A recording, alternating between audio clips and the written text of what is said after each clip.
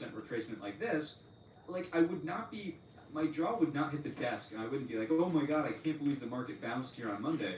There's a little bit of a relief rally. That would not be surprising to me. The idea would just be to spot the next lower high on the trend count. If we do go through the equal low, then you would just be looking for the respectful lower high underneath this, so at least you can manage your risk. Again, the risk-reward principles need to remain top of mind regardless of how you feel about where we are in the trend count, or what you think is going to happen next, right? So 467, 460, we talked about these downside levels, enough on the daily. Let's drop it down here. I suppose just to be, did we do this on the weekly? I don't think we did. But point being is that it's still a rejection of the 38.2 there at the 200. Very complimentary to the S&P. I've said that too many times now. It's come in from the low, though, up to the top. No hold at the top end of the balance range here, at 38.2. The 61.8 is the midpoint of this range, so I would have been thinking, all right, if this is the balance, buyers would have wanted to step up here at the very least. And once again, that just simply did not take place. So do we have stronger buyers trying to exercise their trying to flex the capital and say, nope, we're going to buy this on every new pullback, and you would suggest that this is structural? Look, no. You would have seen this hold. You would have seen on Friday an open here that stayed above 480.25. You would have seen an intraday rally that maybe looked like this, where it gave bolt over Thursday's high. Then you would have had structural low, structural higher low, structural building block for a higher low. It didn't happen. There was no response here, and at the exchange level, we're seeing the reinforcement of that idea. One more time, I would think that a rally rejection of 473.25 would be the first thought. That's where I would look for a first lower high on the hourly perspective. Equal low becomes the target, risk, reward to the downside.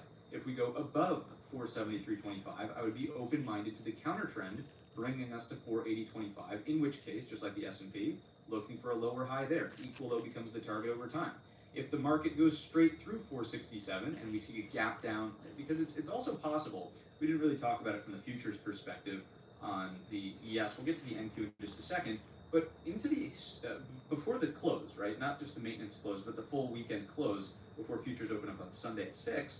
We did see some follow through to the downside in the after hours on the NQ and the ES. So it's very possible that a gap down on the Monday session could be within the realm of possibilities. If that's the case, then I would be interested in gap fill reversal, trading to the downside, right? Looking for the lower high, repair the structure, close the gap overhead, then see the follow through to the downside, 460 being that next target, right? Those are my thoughts on the Nasdaq intraday. Let's take a quick look at the anchored VWAPs intraday, just reinforcing the same thing as the S&P's do or die zone, 480.25. That's your major lower high to watch out for. Where do I have to change my tone? Change my tone slightly if we get here, and I will absolutely change my tone if we're back over the top of this previous balance. 485 is the number on that one. But for now, I don't think the bulls have the data in their favor. Let's quickly check in on the Nasdaq internals here. Rinse and repeat of the S&P, not new money buyers on Monday as sort of foretold by the cumulative tick. You can see big volume outflows, even worse than the S&P on the Nasdaq side of things. Let's just remove that study. What was the worst breath read that we had here? Negative 4.7, not quite as bad as the NYSE, but still fairly aggressive. Usually what we're looking for there is anything underneath negative 3. On the upside, it's positive 2. You always give a little bit more to the downside because emotion drives stronger numbers, right? Clearly, a degree of correlation to the downside at the against decline line level. Big cumulative builds on the downside here Wednesday as well as Friday. One more time, does not look like new money buyers are stepping up. Clearly they're not. Prices obviously lower. But on any of these consolidation efforts, even Tuesday, early in the session on Thursday, nothing going on for the buyers there. Let's finish it up on the Nasdaq side, at least with a look at the market profile. Let's take a look over here. And I think what we're going to find is a rinse and repeat of the S&P, so we won't keep you too long on this one. We've repaired the 4 low, thin structure overhead. Once again, it's the same idea. Consolidation bear flag, thin structure retracement for quick draw McGraw, looking for a lower high here, all set. If we find acceptance above and I have to change my tone, I will carry forward that on the Thursday session we do have that 4th high. Let's jump back over to the platform. Let's finish up the broad market look with our final index here, the IWM, Russell 2000, and the small caps monthly time frame chart, clean drawing set. Let's zoom out here so we can see a little bit more time. There we go. So smalls on the monthly look pretty horrendous. I've been talking about the opportunity for that monthly higher low being much more top of mind in the small caps based on this, right? This is a balance range here. 50 SMA on the monthly needs to hold for support to the top of the range if this is going to be constructive, right? Big if there. If you're a bear, you're like, no, bring it on down, come back down into the range. I want to see the failure back down to the lows at 160. Fine, you can maintain that bearish stance, but for the most part, coming from the highest high, remember this is an ever so subtle new all-time high. You can see that on the intraday. This is a pullback from the highest high, which means our first thought should be for a higher low at a structurally relevant place. Now, of course, we have issues with that because the weekly time frame chart has already suggested a firmer rollover much earlier than the other indices via this head and shoulders here, right? We know that we have left head, right shoulder, great, we're under the neckline.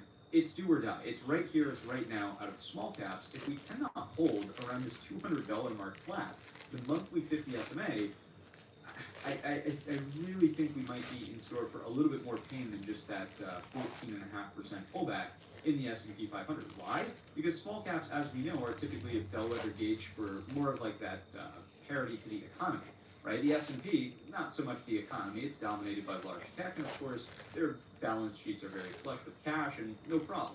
But small caps, you're dealing with a little bit of a different beast here. So really interested in this 200 level, which I think is very obvious. If we come in here with this Fibonacci, let's get a quick thank you for your swim. To the high, it is right near the 50% retracement. I would say 61.8 is sort of the line in the sand there. That's 193.50, a little bit of wiggle room. I don't love that. I really don't. The structure is, of course, bearish. The location, bar count is bearish. It doesn't really look like a compelling chart here for a strong reversal. It doesn't look like small caps are going to say things like so although I want to be based on the way we count trend from the highest high looking for a higher low, although I want to have that mindset here, I'm just not seeing the response really from the buyers yet that would have me confident or enthusiastic about a potential turn from this drawdown that we've seen. What else can we throw on? We could put on the 20 SMA, although obviously we're going to be underneath that, so that's not really too much help here. And we could take a measurement, although this is not a relevant pullback metric in the small caps. That study set was for the S&P, so we're already down about 20%. I mean, it's a bear market again in small caps, very similar to what was going on over here, right? Let's drop it to a weekly time frame chart and see what else we can glean. Let's get rid of that weekly 20 in here. No need for that guy anymore. And what do we have? Bearish engulfer closed right at the weekly 200, well underneath the weekly 50. The downtrend persists. We already talked about the head and shoulders here. We're well underneath the neckline. Lower high, nothing really constructive to say about this. I would just think that a breach of this level sort of brings in a bit of a threat through some of this thin structure retracement, and unfortunately, that's straight to the bottom end of the monthly range that we were just talking about. So, like I was saying, it doesn't seem so compelling that we just want to change our tone just because we're pulling back from the highest high on the monthly. It's going to require a weekly trend change before that's really a reasonable outlook here for smalls. Let's take a look at making sure we just have enough data to capture these areas. The VWAPs may be interesting. Previous all-time high, one of the lows from the balance range back here where all this consolidation took place. So anybody who built a position in here is kind of like, all right, you got to hold it right here, right now. It's do or die, which I think makes sense given all the analysis that we've conducted so far. It's just the fact that we do not see signs of a reversal stepping in here on the weekly. Do we see anything from a fib? I'm not even going to bring out the fibs, right? You do it in your head, right? From here to here, are we over or under the fib 38.2? Obviously underneath, that's bear flag consolidation, no need. Let's come in with the pony profile. Always good to do that mental exercise. I think it keeps your eyes fresh, keeps you thinking about what's going on in markets, just organically, instead of always having to rely on studies. High volume node, potentially underneath us, that's an interesting one to maybe keep top of mind, top end of the balance range in here. So it makes technical sense. It's just, is there a reversal? Once again, we're not seeing that evidence. There's really nothing here. Solid red body bar, bearish engulfer, lower high, bar to bar count. There's nothing happening for the bulls. Let's take it down to the daily then and see as we get granular. Is there anything encouraging from this point of view? Unfortunately, the answer is just another resounding no. Why do I say a resounding no? Because if the buyers were going to make something happen, we would have been talking about this, right? And what were we waiting? What were we holding out so patiently for? 209.25, no dice on the break up and over. So being back down underneath the right shoulder of the inverted head and shoulders, kiss that pattern goodbye. If you really want to stretch your luck here and say it's a double bottom, fine. Doesn't change the place where the neckline is, so that's no good. Does not look like a compelling close on Friday. Looks bearish to me. Looks like an opportunity for a lower high either underneath these flat lows or just at this structural element, which was the first dividing line between the upper and lower balance range, 204. We're very familiar with that level on smalls. And just not seeing anything bullish. Nothing bullish happening here. Could you get some sort of double bottom? Again, the answer is technically yes. There's nothing saying that this can't happen, but I don't think that the data supporting evidence is saying that it's a high probability. Thinking in terms of probabilities, I would tend to say lower odds of that potential outcome happening here. And when and if it does happen, we'll just change our tone here. And that'll start acting as more of a bullish tailwind for our good friend the S&P 500 when and if it happens in the first place. So, what can we say about downside targets? We're really going to have to zoom out here a little bit and continue looking left. If we take out this big sweeping set of lows, 198, you're looking at this next major pivot low down here, 191.75. That's underneath the lower edge of the weekly expected move, which, by the way, is bearish, just like all the other indexes we've seen. We have a lower high as well as a lower low. That's 206.80 and 194.07.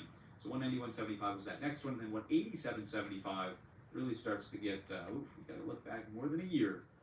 More than a year. We're looking at this, and that's like the final straw, because as we mentioned on the weekly, you break down underneath that, it's nothing but a thin structure retracement back down towards the bottom end of the range, closer to 160.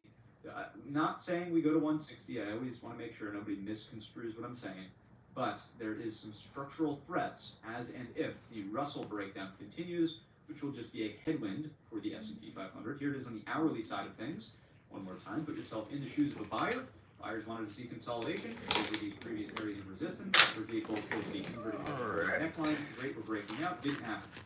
Buyers wanted to see a gap fill reversal, a break back over Thursday's high on Friday. Didn't happen. Buyers wanted to see this hold up as support, 202.40. Maybe it's a look below and fail. It's an hourly inverted head and shoulders like this, and it didn't happen, right? You see where I'm going with this? The buyers are not stepping up at the locations where they should be if these reversal patterns were going to be more severe, and this lower high never actually took out the interesting zone that we were tracking in the first place. There's really no reason to change your tone to be overly bullish, maybe neutral when this was taking place, but as soon as Wednesday's breakdown away from this happened, nothing more than a daily low. Right? Let's maybe throw on the intraday anchor reaction for 6 here. 204, key level, rally retest, resistance to 240 as we already described. 204 would be a nice one. I would find anything here as well, but still underneath the neckline of what could now maybe be considered the double bottom. 207.5 upper edge of the weekly expected move, another lower high opportunity. I think the bears retain their control. Obviously, straight up downside, please be mindful of your risk reward location. You would ideally be fishing for outcomes that look like this. So you can say risk, reward, and listen for that follow through to the downside. Maybe for the sake, you can do the mental exercise. If you put one on from here to here, where are we? Clearly underneath the stage of 61.8, meaning the 100% replacement is more likely. Let's check in on the Russell internal, not the exchange Russell, but rather the Russell index internal. We have strong volume outflows on a Friday session. This makes sense. We have decent cumulative builds to the bear side on 3 of the 5 days, flat on Monday to the gap up. Not really indicative of new money buyers there. This, of course, is primarily due to the reciprocal tariff headlines. Europe sort of caving in a little bit already, but very short-lived. Clearly, these tariffs here, and even on Wednesday, right, with the autos, clearly pushing markets aggressively lower out of smalls, falling off of the cliff. Bearish consolidation here on the Thursday session. Friday follow-through, completely confirmed by the index level internals. Taking a look at the market profile for the Rusty Russell. What do we see over here? Same thing. Same exact thing. So with that, we're just going to bump right back over to the platform, and we will take a look at the S&P, and we'll evaluate our sectors and get into the supporting evidence. What do we see? Who's leading, and where was the weight? We have the XLT leading the pack. I don't know about you, but the staples, defensive. Absolutely defensive. Up 1.75% on the week, but the chart has some issues. We'll get to that in just a moment. Energy, also a leader up here, but only up 23 basis points. Aside from that, there's no hiding.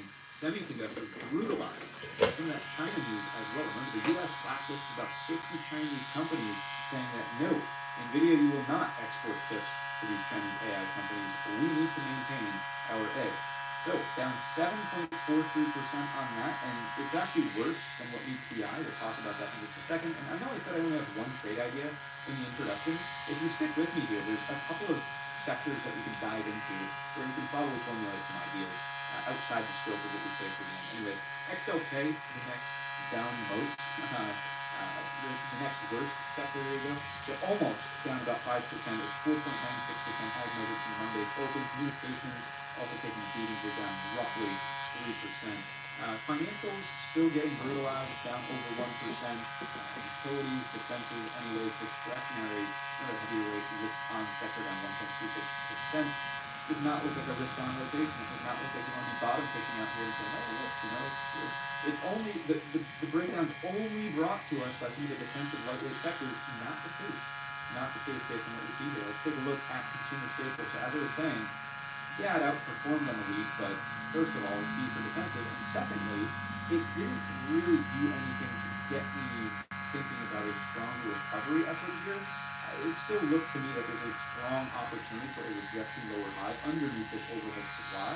Seemed as though the market was unable, or at least the consumer staples market was unable to close this gap overhead, and any sort of breakdown back under 80, I think kiss it goodbye. Now you're dealing with left, head, right, and if it's worse, hasn't if we breach 78 and gap close there.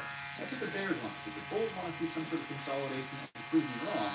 Leverage bolting over 8140 at the end of the day, or the beginning of the morning. You expect to see the market open at 9:30 a.m. What do we say? It's still a defensive sector. It's not the one that you want to see leading into a reversal out of the S&P 500 energy. Rejecting a little bit off the top end of the range. I'll be more impressed when it does something here. So let's just move along. If anything, this, a little bit inflationary. If you really want to dive into this, you can take a look at forward slash RB for gasoline futures here, continuing to push in the upward direction, a little bit inflationary. We can take a look at, should we do it now?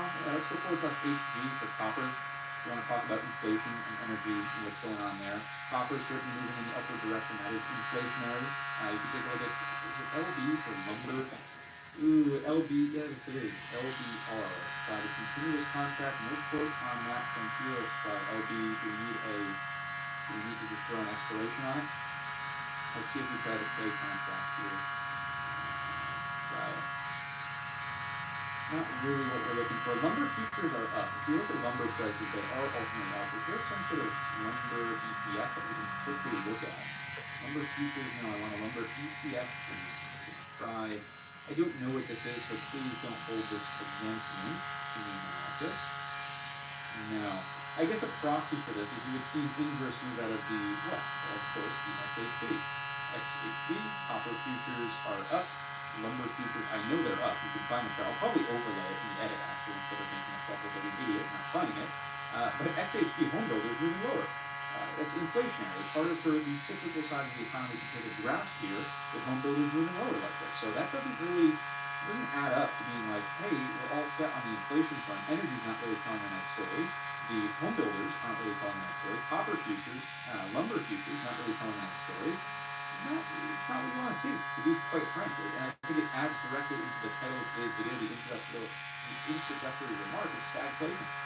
Right? Semiconductors. Why is this maybe worse than what's ETI? Well, this isn't equal low out of the actual ETF itself, and NVIDIA does have the opportunity for maybe a higher low, but we all know that this is overhead supply. This is a massive lower high. This is just classic Wyckoff distribution here. Here's the distribution. Here it is, actually. Let's do this. You fail to make a higher high, you make a lower high in range, and then a lower high under range. Sayonara. Stage 4 distribution. Bearish. We've been bearish on semiconductors relative to the beginning of the channel. You know this. Why is it worse than the HDI? Let's quickly flip. Let's do it in the, let's just change this one. Let's do a little semiconductor list here. Let's take a look really quickly. This is daily time frame charts. New lows out of on semiconductor. NVIDIA, not quite a new low. We gave that one the benefit of. TSM, Taiwan Semiconductor, new lows. Intel, not quite new lows, but this is a long forgotten dinosaur. Let's just move along. MU, big plus point, big danger zone underneath that level. So when I was saying just a moment ago, you could probably formulate some trade ideas here. Micron could be a short on Wrigley Bolt underneath that set of flat lows, right? NXPI, big time new low. You take a look at ASML, right at the equal low. It's not closing ever so slightly underneath. Applied Materials, new lows. If you take a look at AMD as a higher low, ding, ding, ding, Kathy Woods and Lisa make a very cahoots here to prop this thing up. AMD is an outlier. Qualcomm, big shelf, big plus point here, 150, 150. That's a massive threat, in my opinion. Intraday both here, semiconductor sector, regardless of NVIDIA's higher low, it's going to continue to push to the downside. ADI, same thing. Right? Let's take a look here at, not Taiwan, but rather Texas Instruments. Right? It's aiming for that low. Let's not even get started on SMCI. Marvel, new lows. You see where I'm going with it, right? ABD or Broadcom, massive new lows. What about ARM? Massive new, not massive, but lower lows. Point being that the semiconductor sector is not just NVIDIA and spread widely across that sort of look. I don't necessarily think we will have a rosy feeling about what's going on there. XLK, technology sector, obviously some more commentary, the classic Y-cost distribution, lower high underneath, equal lows. What's concerning, and sort of drawdown to here is like, okay, final stop, 203, gotta make it happen, some sort of reversal. Otherwise, there's not much in terms of support under 203 until we get 192. Heaviest weight risk on sector for the market does not look so hot right now. Take a look at communications. This to me is a classic head and shoulders in the making under the neckline. Sayonara, looking for the gap close, really a retest of this breakout point around 90.85. Being a medium weight risk on sector, I don't love the look of this. A lower high. And final comment, before maybe we just speed up a little bit to the remaining sectors, is anybody surprised? Is anybody watching this video who's made it to this point? I know you check in on it. If you made it to this point in the video, right? I know you watch these things a little bit more faithfully than the first 5-minute watchers who are like, oh, the market's going to new all-time high, right? Nobody should be shocked. Over the last 2-3 weeks, ever since this drawdown has taken place, we've been saying the risk for lower highs is 100% real. We have not seen a capitulation bottom. We would need a structurally developed higher low to form before we change our tone, and the lower high is the first thing that we're looking for. So I don't think anybody should really be all that shocked about what's going on here. Industrial, lower high. If it was going to hold anything, it should have suggested that the right shoulder was going to play on Friday, and that is not the case. Close underneath, there. Material, really look at the XHP, there. Take a look at the XLY. Lower high happening here. I would be open-minded to technical being a little bit of a bearish horse here. We'll talk about why when we get to that technical chart. But this, unfortunately, that inside of the balance range there, in my view, lower high in the range, equal to be the target, and then another lower high, sayonara. If not just sayonara on the first go around. So not really thrilled about what's happening here. Rejection of the 200 SMA. Talk about healthcare for a second here. This is just another classic, very similar to industrial, perhaps head and shoulders. A rejection there gets pretty ugly because we know that this is one of those defensive sectors, but it's still in the fourth heaviest weight place for the S&P 500. So if defensive heavyweight sectors are not performing well in terms of risk off rotation, that's where you get capitulation and everything sells off. So if it breaks the neckline, and we're still seeing continued weakness from new lows out of the XLK, I think the writing's on the wall, and we've probably accomplished our SPY 525 pullback to the monthly higher one. All right, so that's XLV. I do want to focus in and drill into the XLF sector a little bit here. Better bulls would have wanted to see a higher low over this 49.60 level, coming from way back over here, establishing the neckline in the drawdown. We've already in the scene of the time, as we call it. So better bulls would have seen a bull flag here and then this. Not the case. Why am I extra concerned about the XLF? It's not just the big banks, but take a look at something like your MasterCard. Look at this lower high. Look at the rejection of this level back here. You have to remember that MasterCard and Visa only recently got pulled into the XLF from the XLK. You can just consider technology companies. So this, more of a heavier weight, tech-oriented company in financials, that does not really spell like, hey, everything's great, and we're just getting a second stack inside the overall balance. You do the same thing with Visa, right? Taking a look at this, just a rejection of, you could call this some sort of like hopping pattern, broadening formation, whatever you want to call it, doesn't matter.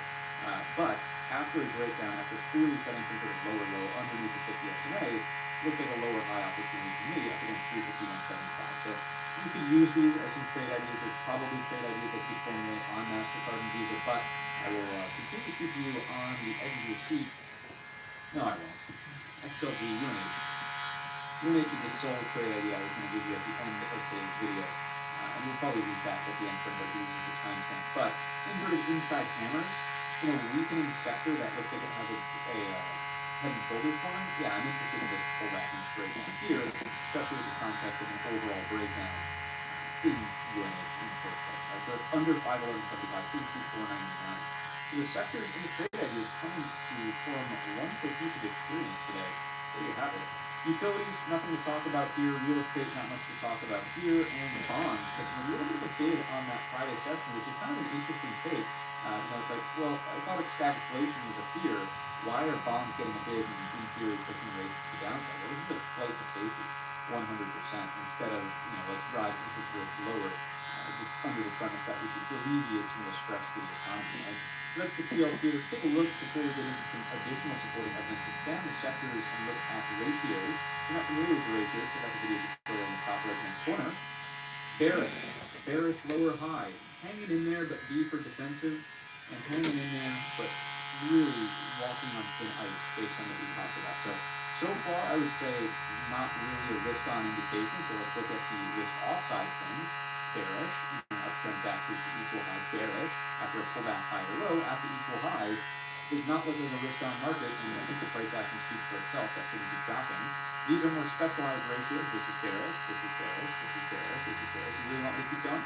This is bearish, right? You can take a look at some more risk on versus risk off. Let's go to the TLC ratio this time. This is bearish, moving back in the upward direction. It's clearly a preference to get out of equities and go into something more defensive like bonds. That classic 60-40 portfolio is back in play, baby. Let's take a look at gold because this is another proxy for risk on, risk off, or risk appetite. You could even say gold massively outperforming the S&P equities into the end of the week.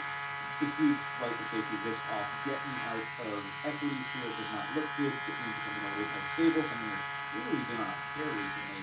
Gold not really boding well for a risk appetite resurgence in our equity market down here. So all of the supporting evidence, I don't know how you can look at me with a straight face and say, no, I think the suppliers are going to come out of nowhere and just like all of a sudden a new all-time high is going to appear. I don't see it. We haven't seen it for 2, 3, 4 weeks now. Go back to the video.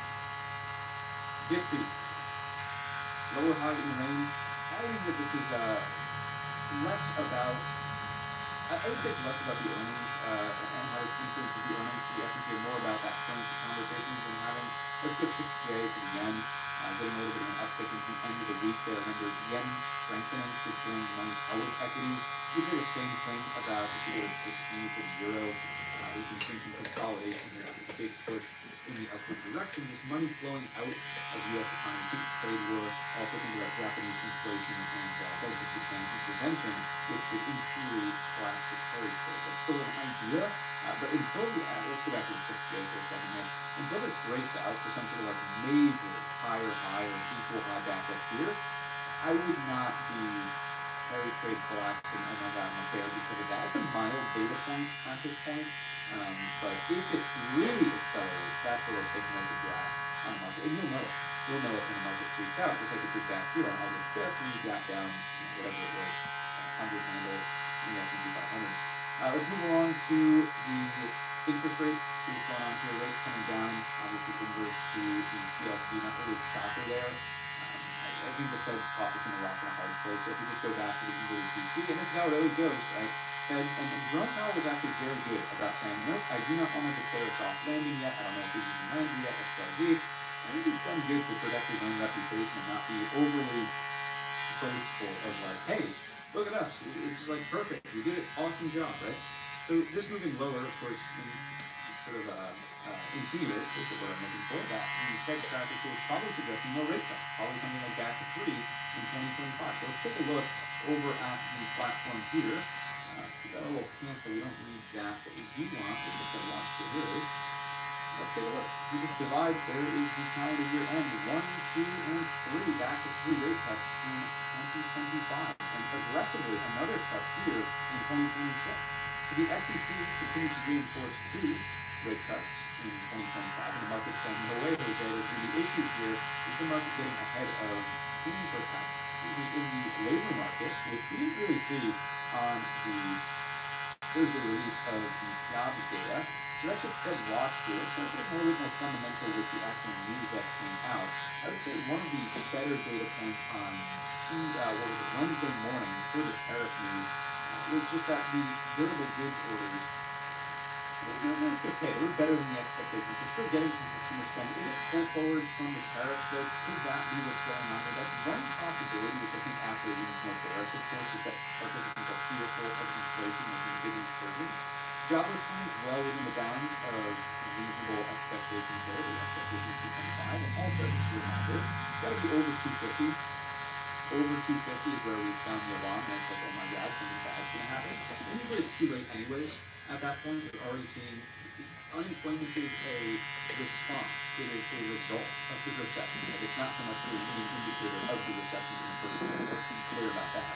Um, what else is happening here? PCE is the next big one to talk about after the tariffs on autos from the Wednesday morning announcement. But PCE on Friday morning, really kind of concerning here, hotter than the market's expectations at a point 0.3, coming in at a point 0.4, rounding to I think it's like a 3.7, rounded up to the 4%, but point 0.4. Let's slow down a little bit.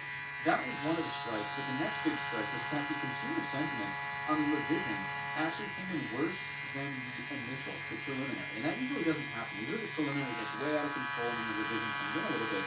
It was the inverse this time around, which I think speaks to that soft data that Jerome Powell is sort of not so accommodative of in his press conference from the FOMC just weeks ago. If we take a look at the actual breakdown of the PCE, what I want to point out is the durable goods here at 8.3. That's the Fed, and of course the durable goods orders we just got this morning was, or the upcoming morning was for March.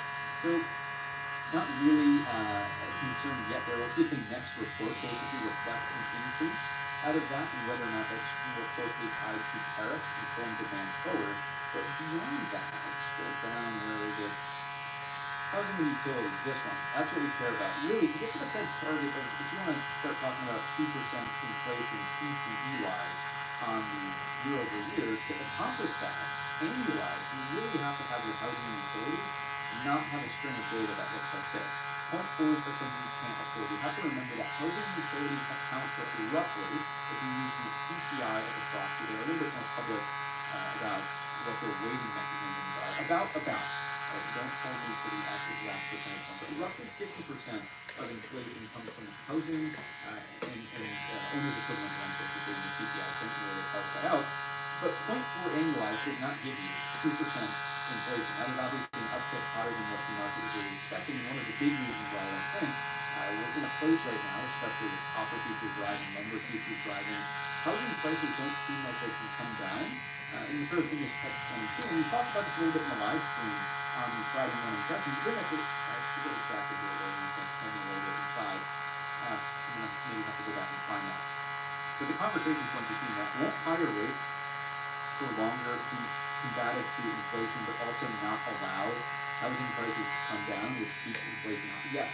The answer is yes. And ultimately, the Fed's not going to come out and say this, but the result is that a recession forces things lower. You go through this nasty crash, reset of prices, and that's like the business cycle, right? So again, the Fed's not going to say that, but you can start to see the destination, not a light at the end of the tunnel, it's a black hole at the end of the tunnel that this perhaps alludes to. Now, when you look at the fundamentals, it's always doom and gloom. But I'd still be open-minded to the S&P 500 technical high low on a monthly time frame at 525. Absolutely. Absolutely. Remember that the S&P 500 is not directly connected to, in some senses, let's not get down a rabbit hole, but the market's not the economy is not the market. We've heard that classic saying a number of times. Let's move into the next thing to just point out is just the annualized earnings here. So PCE year over year, 2.5 on the non-core, and 2.8 an uptick from prior on the core. Not good, right? That is not moving in the Fed's favored direction. And then the next thing we wanted to point out was the revisions to consumer sentiment and inflation expectations. We've got two of them for you here. Here is consumer sentiment absolutely falling off of a cliff towards these local lows. The 2022 low was back over here. So think about that. The markets, I mean, obviously the markets progressed quite a bit away from the 2022 low, but consumer sentiment is in a similar spot. Not really looking all that good for a short-term bottom, or at least some sort of. I think it helps us with the capitulation style, like your uncle calls up the broker and says, you know what, screw it, the economy feels horrible, sell it all, right? When you get that moment and everybody's selling everything, that's the bottom, right? We've talked about this in the past. Here are inflation expectations, and just off the charts, literally off the charts. Market's very concerned about stagflation, which again was in the title of today's video and in the introduction as well. Earnings calendar over here.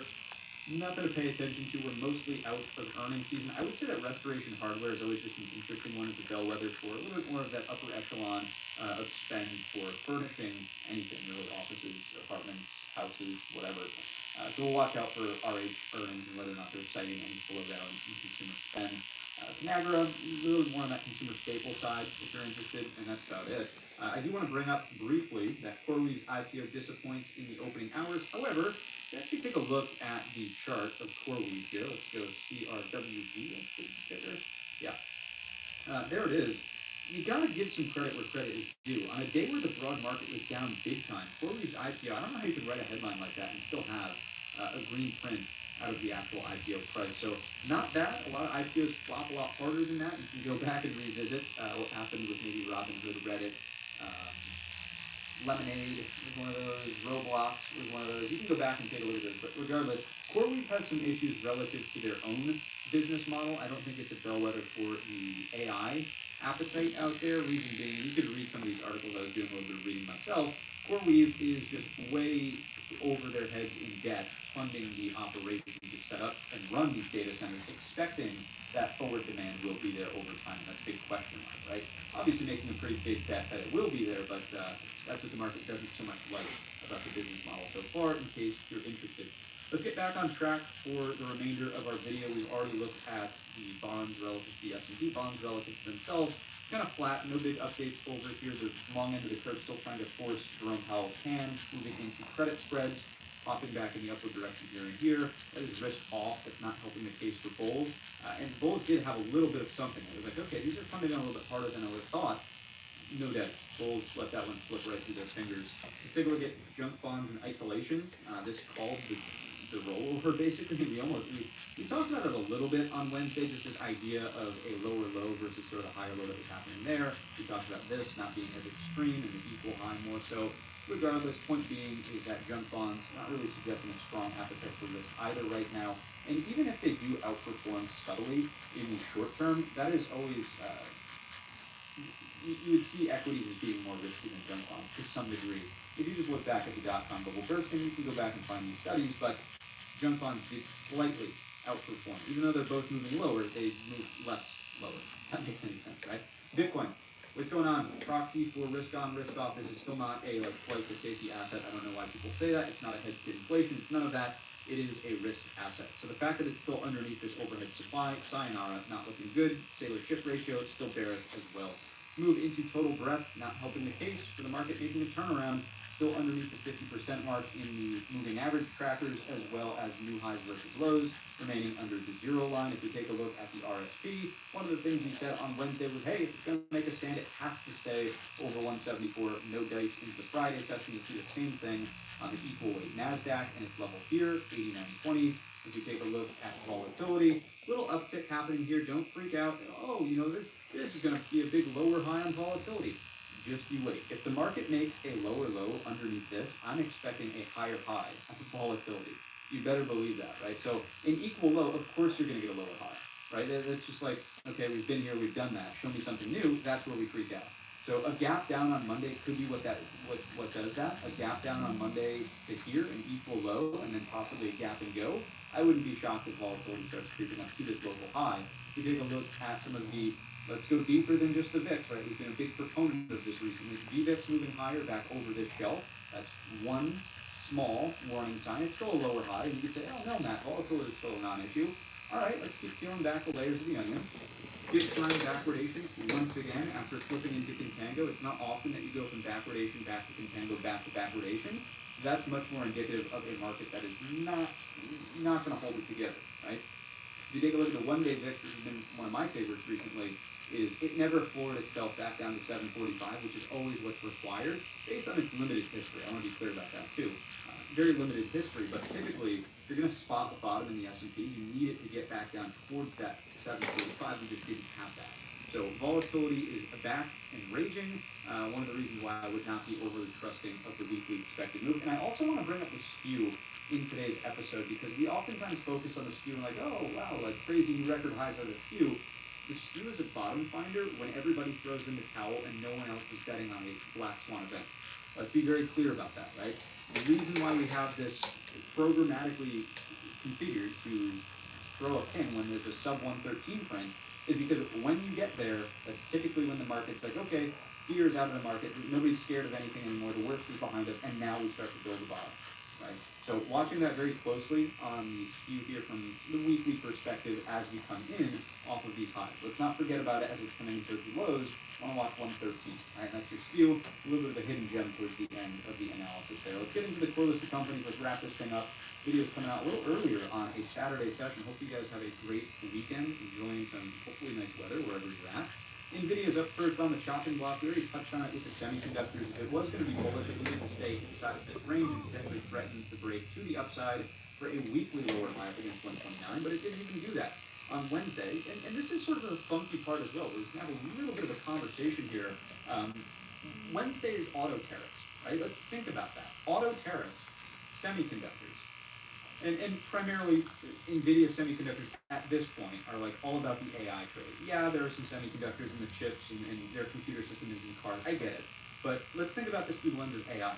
You're telling me that auto tariffs are a big reason for NVIDIA to break down? I can't remember if this, it must have been. It must also have been the China news and the sanctioning of those 50 companies on Wednesday, because if it was just tariffs, you should not be looking at semiconductors or just generally the tech sector as a whole. Tariffs on autos should not break that down so aggressively. So at this point, what does that sort of bring into the picture or into the conversation? It's just more like, okay, looking for any sort of cautionary headline to sell the market. It's less about the actual fundamentals of NVIDIA, and it's more like, oh, this headline sparks some fear, sell it. Sell it all, get rid of it. And that's hallmark of what? Volatility. So I don't think we're anywhere from that point of view.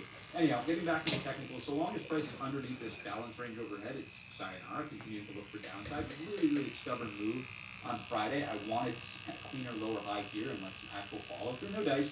But for now, it's just any rallies that look like this. Fine. Maybe there's a Stevie Wonder, a thin structure retracement over 110.85, something that does this. 114, count me in, coach. I'm looking for the lower high. We have price action that sort of confirms that there's any semblance of sellers stepping up. I want the equal low, and I possibly want even further down towards 104.75 over the span of time. That could be a couple of day trades. It could be, I hope now, for the sake of the market, one day, but you get my point. If it's going to be bullish, I wouldn't even consider this a look below and fail anymore, because we've basically hit the target of the measured move range double. So if it is going to do this, it's maybe a little bit more structural, and I would probably participate not here just over 114, but rather over this at 115.5. That's the take on NVIDIA. Moving along to Softy. Reminder on the daily chart that there's this nasty overhead supply here. This is nothing more than a lower high underneath. Go back to the Wyckoff distribution. It gets ugly. It gets ugly. So nobody wants to participate in Microsoft.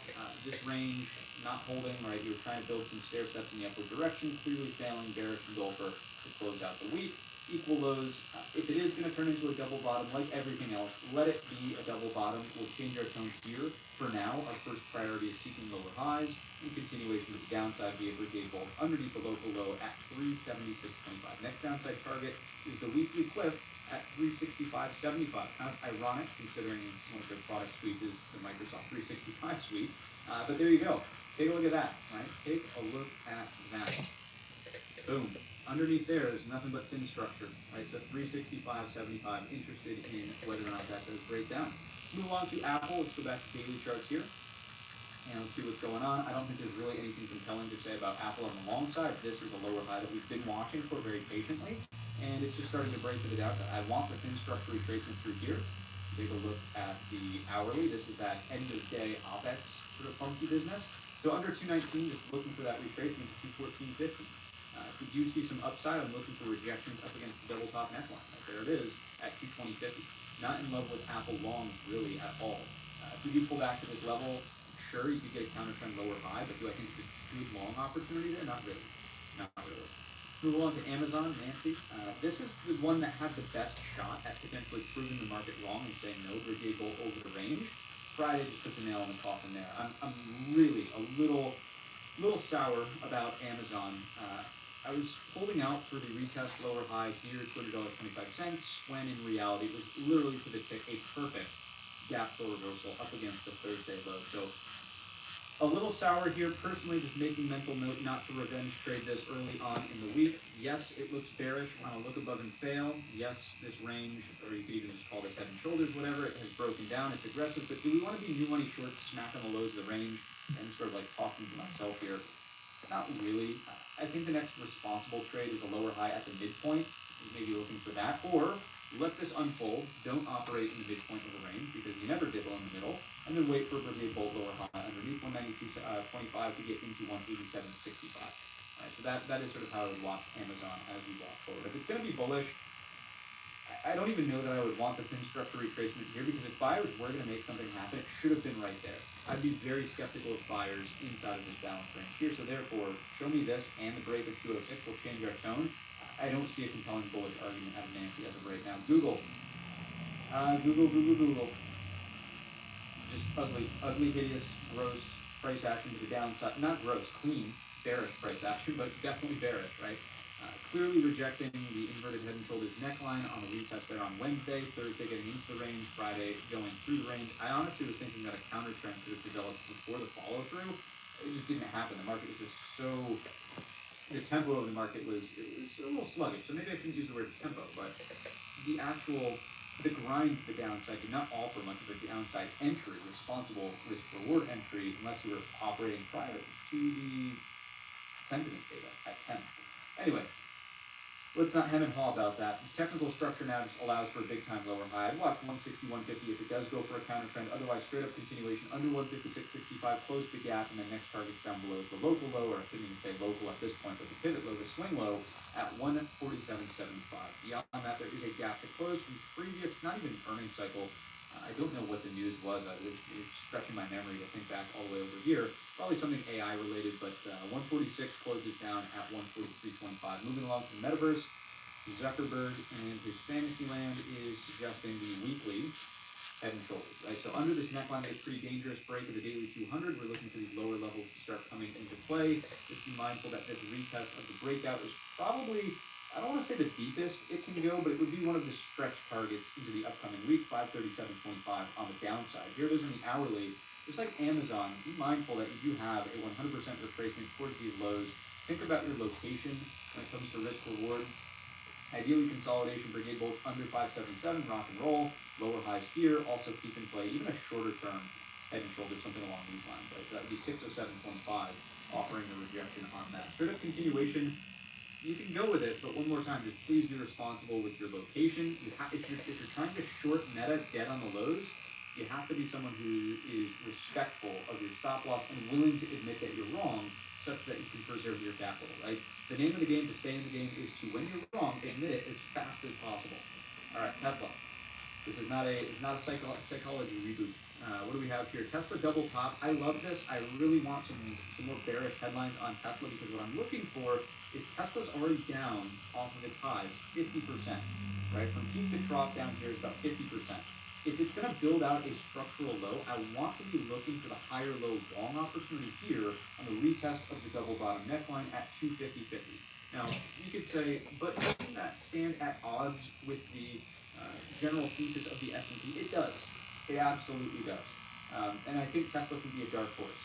I truly do. It sort of falls always into its own category. It has a mind of its own. It doesn't always follow the broad market, but I'd just be watching this 250. Right, first test, best test. If it offers the trade, great. I would be very interested in trying some longs down here. If it fails, then, like I just said, we'll be very quick to admit we're wrong. We'll preserve, and then we'll probably start flipping buys. JP Morgan, JPM.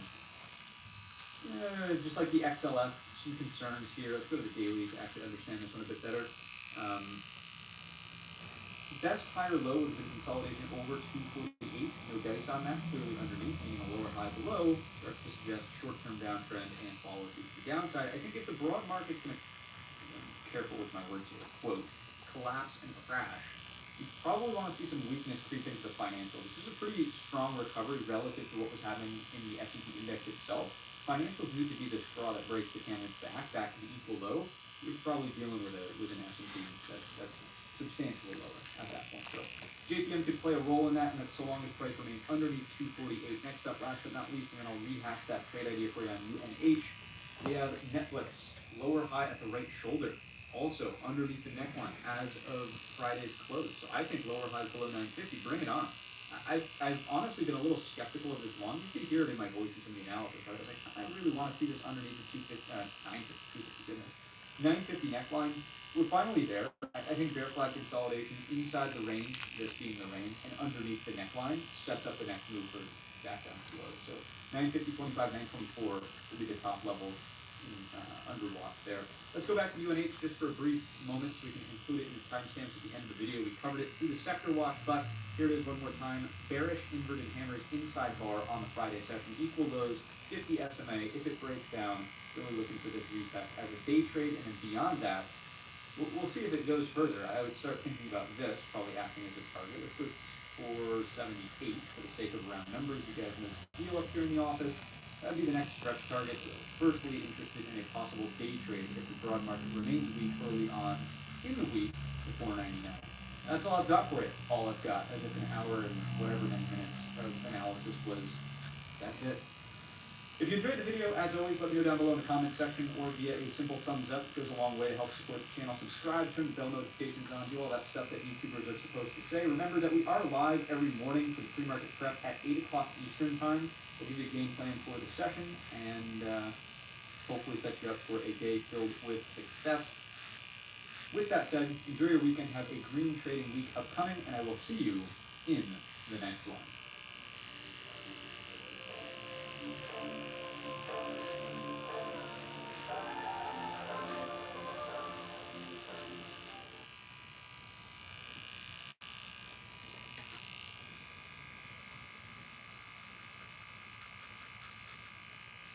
The big break we were all hoping for from NVIDIA earnings isn't coming. And honestly, the more I poke around through the data points, the more concerned I am about something entirely different.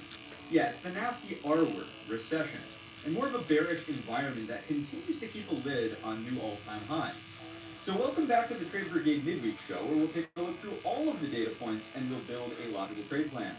My name is Matt, and if you're new here, hit the thumbs up button and subscribe. For additional resources, check out the links listed down below in the description, and stay tuned until the end of today's video. I've got one additional trade idea to share with you that you won't want to miss. With that said, let's jump right into the charts. So let's kick things off on the SPY weekly time frame chart, just because I did mention that R word, and I don't want anyone to panic unduly from the higher time frame perspective. So the overall trend count remains in the upward direction on the weekly time frame chart, with the possibility for a higher set of lows to still form if we can hold this 590 zone.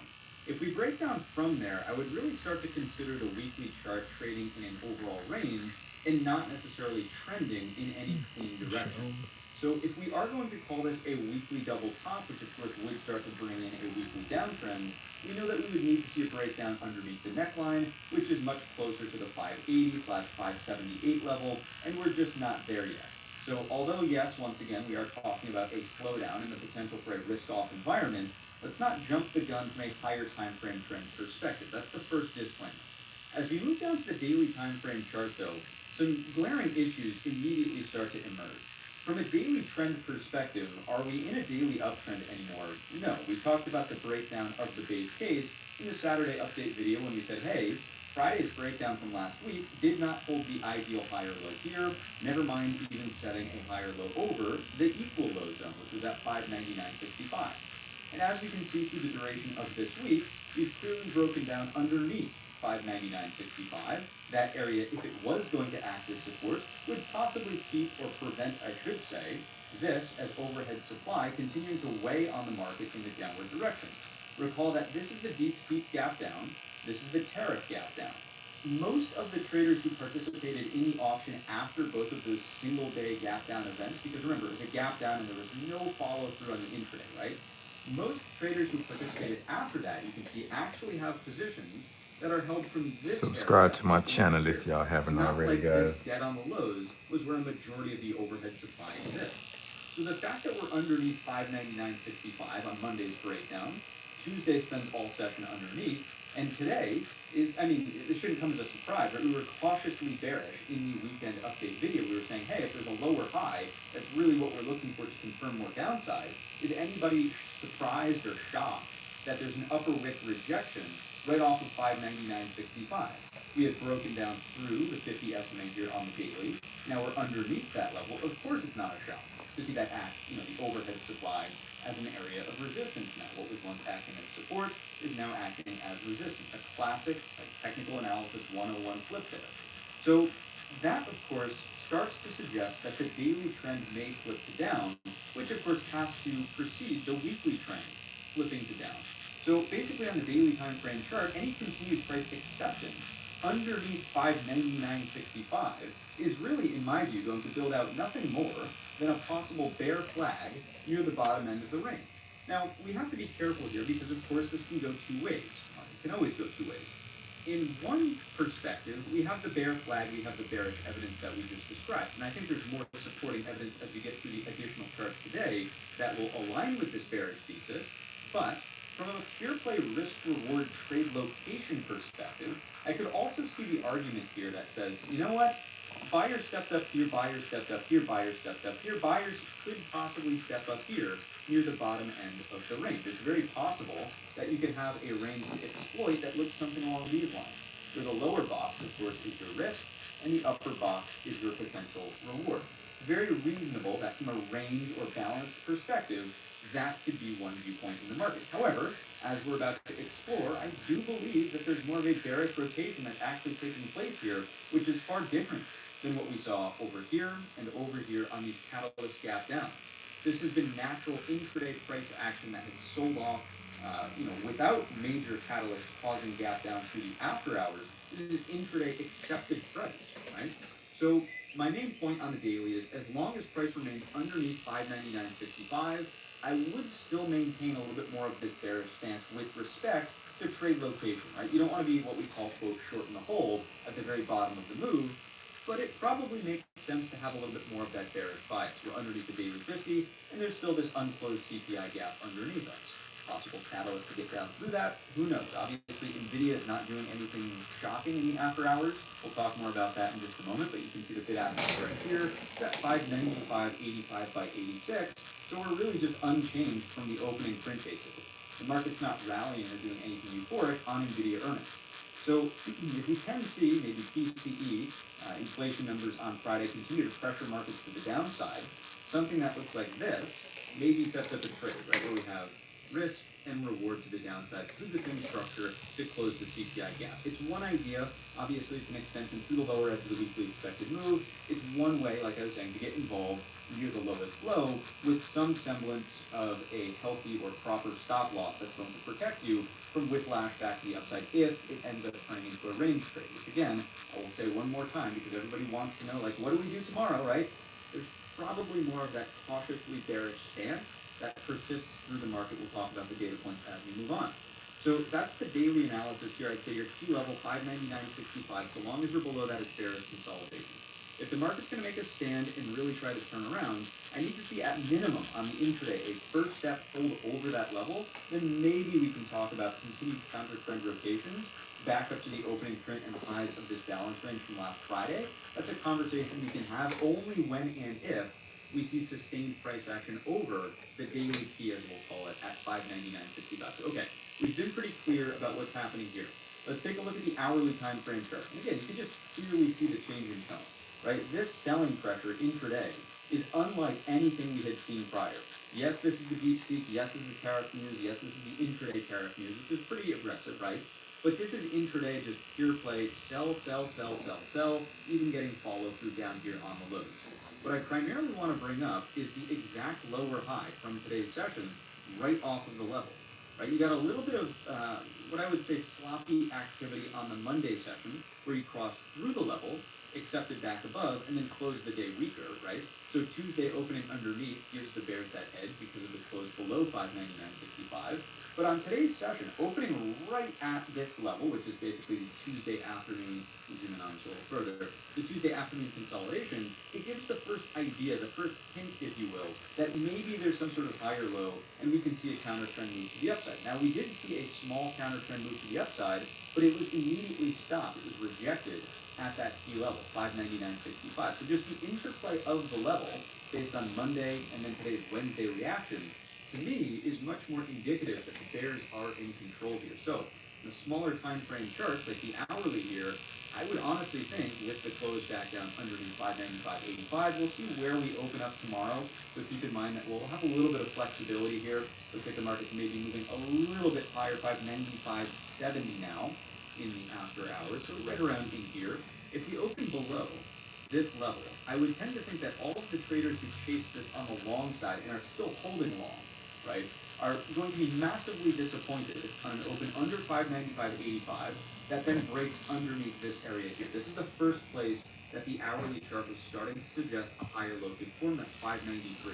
The open underneath 595.85 we break through this set of lows, and I would start targeting the top of the CPI gap, the low of the Tuesday session at 589.25, right? So this is the bearish downside that I think is primarily going to be the first order of operations. If we end up opening over the level, 595.85 here, something along these lines there, I would say that it's possible this turns into a double bottom, but what was the argument from the daily time frame chart? We're only really firm believers in that pattern when and if we start getting price acceptance over today's high of day, which is that major inflection point at 599.65 anyhow.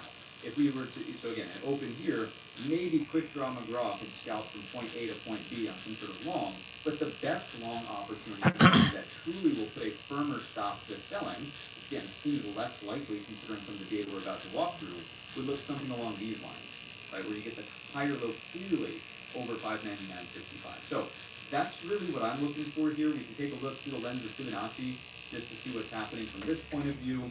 You'll notice that the Fib 38.2 is kind of right, it's within striking distance of the 599.65 level. If we were to accept above it, it does sort of put us in Fib no man's land, so we'll take that in stride. You can also take a look at our intraday anchored VWAPs as well, and it's probably worth updating some of these to some of these other lower highs that have been set, but regardless, if we just were to follow this one, the all-time high anchored VWAP, if I hover my cursor there, see it kind of boldens it up, where is that, right? As I hover my cursor, you can see it flashing. It's this one right here. So it's beautiful confluence with 599.65, reinforcing the same technical level that we've been sort of going on and on and on about in today's episode. So very clear technical picture on the intraday, very clean levels that need to either hold or break for us to change our tone, and we're cautiously bearish as we head into the remainder of the week, really looking for these lower highs to persist and continue downside to be the name of the game out of the market. Let's take a look at the market internals. If you're not familiar with this dashboard, check out the video tutorial in the top right-hand corner. Generally, what I want to focus on most here is today's morning session, where there was an attempted rally, and on the ES, we were trying to see a hold over 6,000, slightly different than what we saw in the S&P 500 cap. But regardless, notice the internals try to go positive out of the tick. They try to go mildly positive here out of the breath. They're even opening over the zero line on the advanced decline line, and the index score is positive as well. The fact that this rally does not hold over 6,000 and instead fails, not just down to the low of day, but makes a new low of day, then closes underneath the opening print back here, is fairly concerning. That is a bearish data point to carry forward, especially as the internals were trying to suggest bullish action off of the open on that counter trend rally. You can say the same thing about the Tuesday session. If I just take a look at Tuesday's afternoon through this, you can see that yes, we closed mildly bullish on the cumulative tick, but we're bearish on volume flows. And over here, we're just hardly rebounding off the zero line on the advanced decliner. And this index score is still negative into the afternoon. So have we seen stronger buyers step up in this market? Have we seen any evidence that, okay, the buyers are still in control, we should expect a rebound off the bottom end of the range?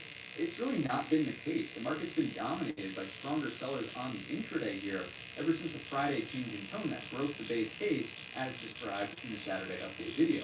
So all things that I can see currently aren't really suggestive of a huge turnaround for the end of the week. I mean, sure, there might be these counter trend pops here and there, but there's nothing really that suggests, hey, look out, there's a big bullish reversal that's coming in and we're going right back to all-time highs. If we take a look at the market profile, there's two interpretations here. I'm going to lean into one of them as we'll see in a moment, but if you're not familiar with this type of chart, check out the video tutorial in the top right-hand corner. First thing I want to talk about is the positioning of the value area and the point of control from today's session. We all know that the market technically closed lower. This is where the market closed, right down here where that white arrow is. I know you can probably hardly see it on your screen. So the fact that the point of control was left higher in the session, the fact that value was higher in the session versus lower, in some cases, might suggest that the afternoon breakdown wasn't really the strongest response from sellers. And maybe we should actually be reading the opposite way into it, right? That, hey, this is just a pullback in the context of what's starting to become a higher low opportunity for the market reversal to the upside. Now, although that's not technically wrong and objectively right, you could make that argument because of where the point of control is. This is where the most business took place on today's session, was transactions. The way I would think of it, especially in the context of those more bearish market internals that we just saw, or lack of bullish market internals, you could say as well, is simply that these are trapped buyers who are overhead supply. Not only, right, if we just quickly flip back to the platform here, we talk about the 599.65 and the overhead supply that exists above that from daily perspective, all of these traders in this box primarily right here, not only is it that, but everybody who interacted with the market today on today's individual session, trying to buy the move over the Tuesday high at the daily 50 SMA, those traders are now trapped as overhead supply on a smaller time scale, obviously, which is why that point of control is here. So sellers were not aggressively, putting orders through on the lows, and instead, anyone who is buying this up towards the highs are now trapped. And that to me makes a little bit more sense with the narrative we've seen so far.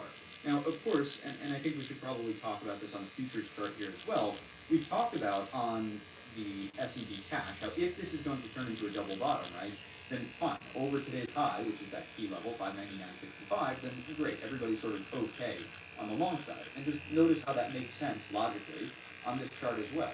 If we were to take out today's high, which does technically lack material excess, if we take that out, like let's say we open here for tomorrow, all these buyers are still like, okay, we're not doing too bad, we're still somewhat happy, there's a reversal off the lows perhaps, this is a great excess low in each trade for Tuesday. If we take this out, we will be over the key level on the technical side of things from the levels chart, the candlesticks chart, right? And we'll also be over this, what I'm considering, at least... Subscribe to my now, channel, guys, if you haven't already. Overhead supply. So really, the Wednesday high of day is going to be a key inflection point for our markets. And here in the ES futures, we know this level to be it's an updated level now because in between two key levels, we have 60.25.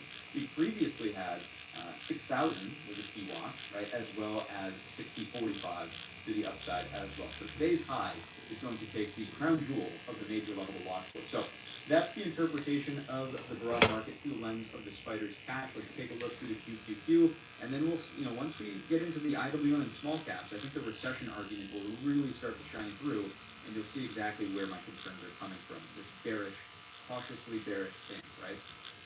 So on the QQQ, we can do the same thing. We can go to the weekly just to make sure that nobody's sort of confused about the weekly trend yet. I mean, it's still up, right? We have lows, higher lows, higher lows, higher lows. It's very possible that you can get some sort of very nuanced higher low here, pulling back from the highest high. I'm not going to argue that that's not a possibility. It is. Now, if the weekly is going to turn into a double top, very similar to the S&P 500, of course, we need to see a breakdown underneath the neckline, right, the last low in the sequence to bring in a lower low. That's underneath 500. Subscribe to my channel, guys. The previous area of resistance. Please and thank you. So on the higher time frame, Tattoo on live every day. Edge to where we'd say, okay, like sell everything. Almost. So the market's going to crash. Weekly downtrend is here. Watch out for the monthly downtrend. It's going to get worse, right?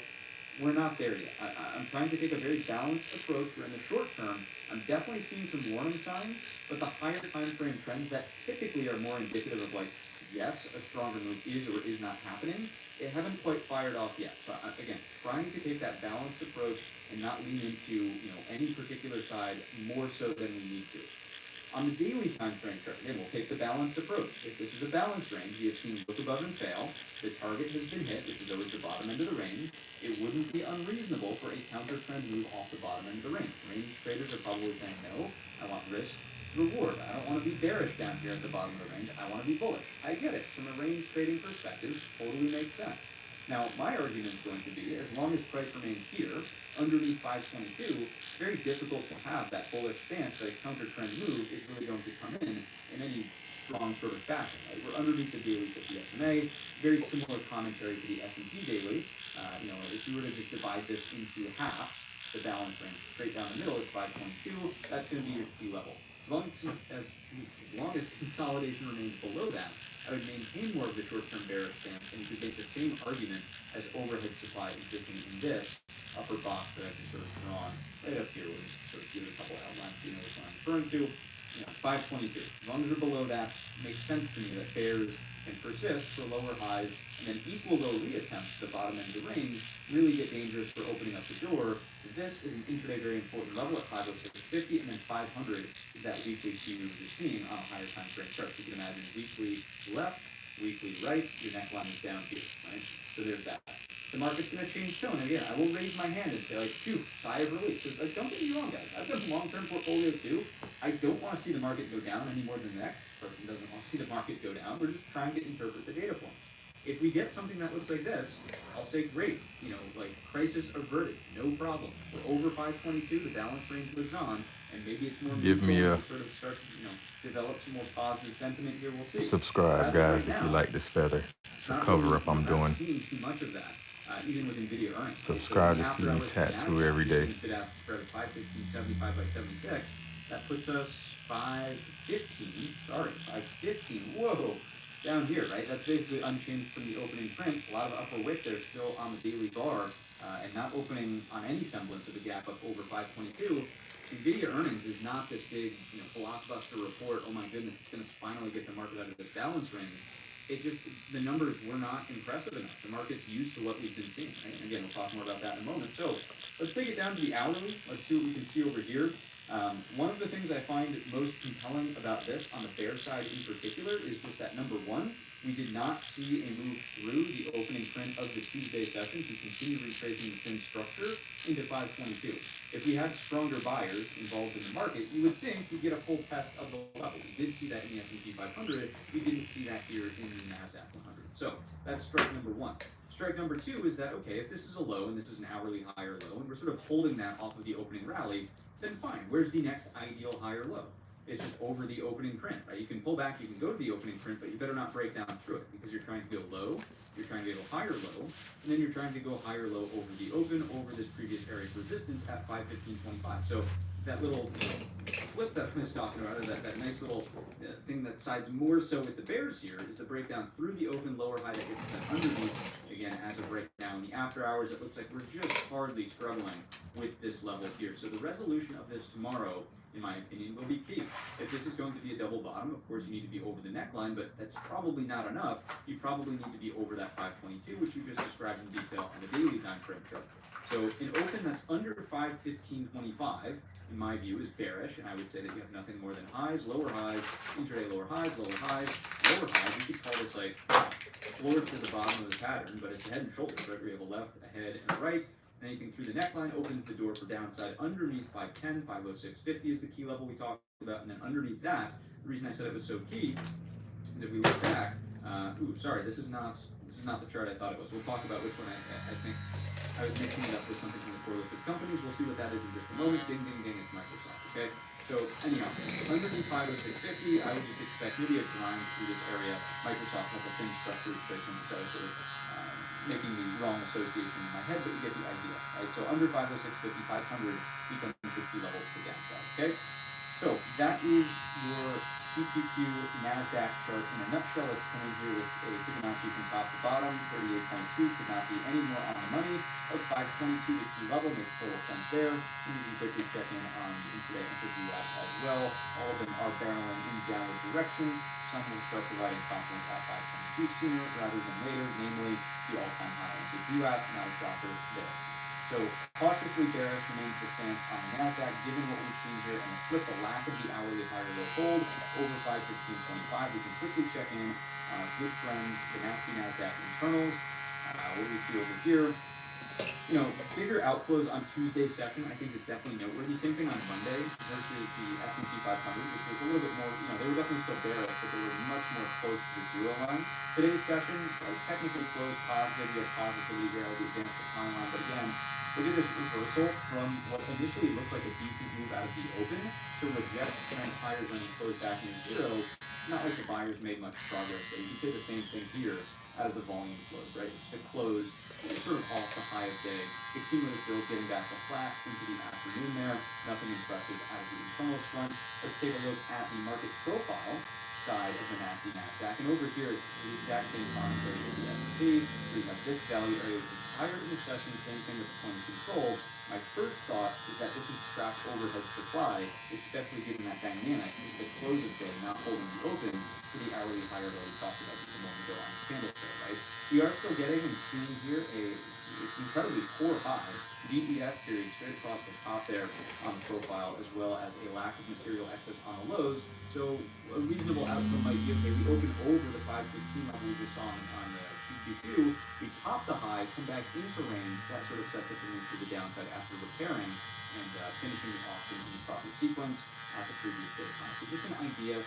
I would prefer, honestly, if we just go back here to the candle charts on the hourly, I'd honestly just prefer straight up an open underneath 515.25, bearish consolidation, and some sort of brigade bolt under 510 to interact with trades here down on the lows. Other than that, an open up here, I mean, you could try to scalp this on the long side, to repair that 4 high, but you're talking about quick draw McGraw trades that happen on a 2-minute chart, maybe even a 1-minute chart, and a 5-minute chart. It's not even, it's sort of outside the scope of this style of analysis in the midweek market update video. Right? We're talking about the broader zones where the market's bullish and bearish.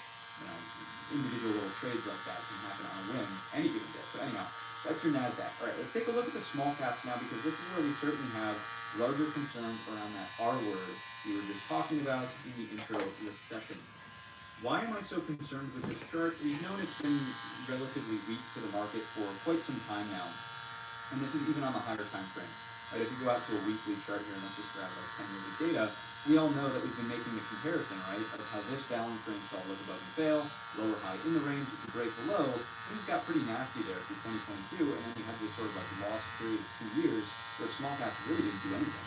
So the fact that now again you have this consolidation in this box back here, failed breakout lower high back within, we've been talking about head and shoulders on the weekly time frame chart. This is one component of like small caps not performing with the broad market near the all-time high. That's one component of it, but even more recently, I'm going to skip around here a little bit because I think it makes more sense to tell the story. If we take a look at the Fed tracker tool, we've been talking about this in pre-market prep for the last couple of days. One thing that you'll notice is the market's back to pricing in 2 rate cuts in 2025, well ahead of the end of the year. I mean, we've suddenly gone from like maybe 1 rate cut in the September timeframe to, okay, not bad odds, a little bit better than a 50-50 coin toss for June.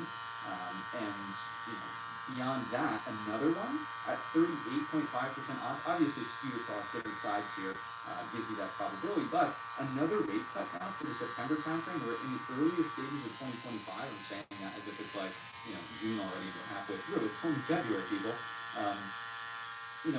The fact that we were maybe considering a singular rate cut here, where all of a sudden the market's a little bit more decisive about 2 rate cuts, and yet, so again, tie the narrative together, the market's getting a little bit more aggressive with rate cuts, but yet, Subscribe to my channel, guys. which we know are incredibly Just about done with this feather. This is like a lot to interest. Gonna do one more small tattoo on her. We want their white stand back. There we go. They're falling off of a cliff. We've broken down from the new balance range. We've broken down from the old balance range. We're underneath all of this nonsense. We never could really resolve that weekly D level in the upward direction. We're now underneath the daily 200 SMA with an upper wick rejecting that on today's session. And once again, with the fundamental backdrop that the market's pricing in 2 rate cuts in 2025, and this is what the chart looks like. I mean, it makes you wonder, what is the market seeing here when it comes to growth? Is it seeing recession? And again, one of the things I was very intentional about doing from the very beginning of today's episode is starting on the SPY weekly time frame chart. I don't want to be an alarmist, and I don't want to say anything that's not accurately reflected in the charts, but this, how is it inaccurate? Tell me how I'm being an alarmist and blowing this way out of proportion with small caps not seeing any love on higher odds of 2 rate cuts in 2025. Make that one make sense. It's not adding up, and there's additional data that we'll go through as well.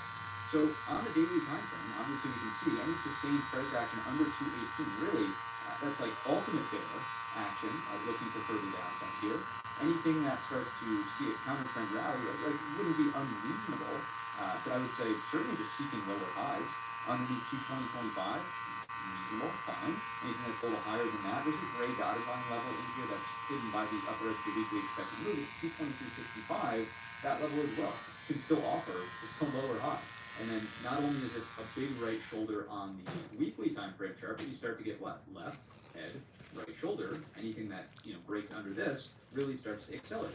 So where's the level in which I would say, okay, Matt, all of this was it was good to flag it. It was good to talk about this bearish threat that's possibly emerging here, but let's put that to bed. We're moving on to the upside. If small caps were to start a rally attempt here, and let's say make it to the top level we talked about, and then set a higher low, right? Now all of a sudden, okay, maybe we're a little bit more neutral in a range that looks like this. The time where I would change my tone to saying okay, maybe that panic was just a little bit of like premature and we put it to bed. It's when we make a new higher high. If we're going to make a higher high. So not only do we need the higher low first, but I would put the panic to bed, the sort of warning shot across the bow, I would put it to bed once we had a higher high as well. So both components of what's required to classify something as an uptrend, right? You need the higher low first, and then you would need some sort of higher high. If we get both components, I will certainly sort of dial back the bearish caution. But for now, looks like we're a long way to go, and the daily structure doesn't even look that great. Let's go to the hourly chart, right? So sure, you had the opportunity, and you still do technically have this opportunity. Where's the market opening, or slated to open now? 216.25s. So give or take right around in here. Not all that not all that unchanged from the settlement price. I mean, if it holds in here, I would take it. You know, yes, the first pattern I suggest maybe inverted head and shoulders, but really, I mean, let's be honest with ourselves. It's a bear flag, right? And any sort of like continued lower high acceptance down here, this opens the door for lower 214.50, 210.75, right? And that's the possible downside that we're looking for. We will be cautiously looking for intraday opportunities on the upside if we start to see this, right, as a tailwind for the S&P. But it's not. Let's go out and buy small caps with both hands, right? Let's take out the Fibonacci's, excuse me, here from the Friday session high to the low. 38.2 is spot on our 218 level, so all set from that perspective. We can also drop in the intraday anchored view apps, although the anchor points here mean a little bit less in our much choppier market. So you still get deep seek, you still get tariffs, but aside from that, you know, just noting that you're underneath the entirety of the stack, and the one from right here is the closest to that 218 daily 200 SMA, Fibonacci 38.2 as we just saw. So bearish consolidation here. This is sort of like top of mind, cautiously looking for upside tailwinds, intraday scalps only for the S&P if that's the case there, right?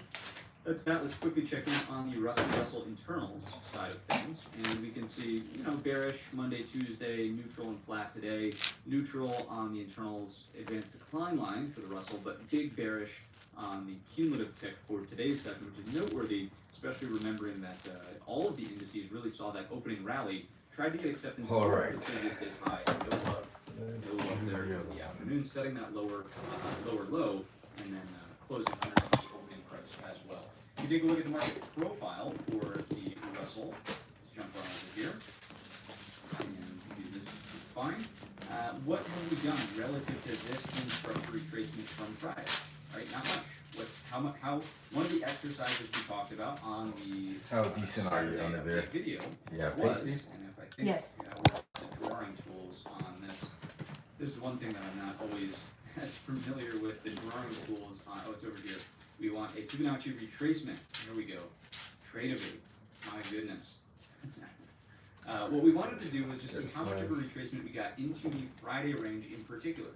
Nothing else, just Friday's range. Well, you can see Monday, still under the, in this case, 61.8. You could flip this obviously for 38.2 underneath the Friday range, and even on today's little retracement in, not still well underneath the key level there. So has much progress been made for a counter trend move? The answer is absolutely not. This does look like bearish, except it's near the lows, which sort of aligns with the key support so far in today's episode. With that, let's jump into some more supportive evidence here that I believe aligns with the cautiously bearish stance. And the first thing we can look at is the weekly performance of the S&P sectors.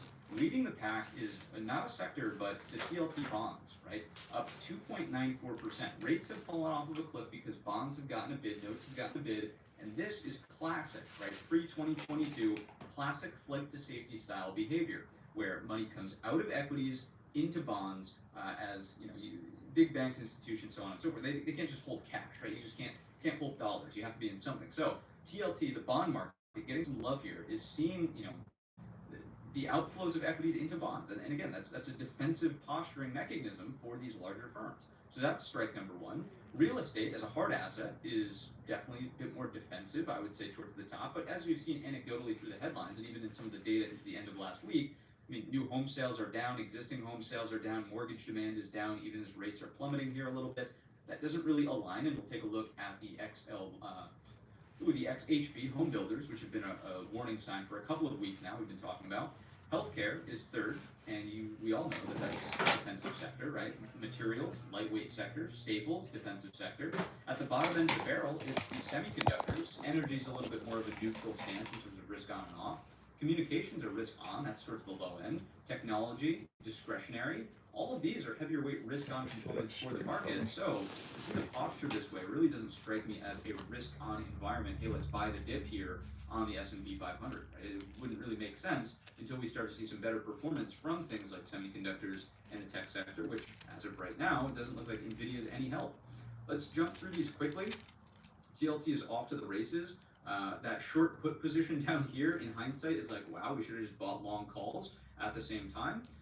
Always, there's always something to do in hindsight, but regardless, TLT up big time, also breaking out through the trend line we had acknowledged a number of, at this point, weeks ago as it was starting to form after the higher low, threw it on the second attempt. Beautiful, solid little move there out of the TLT, but once again, thinking about what it means for the posture of the market, it's definitely a defensive rotation.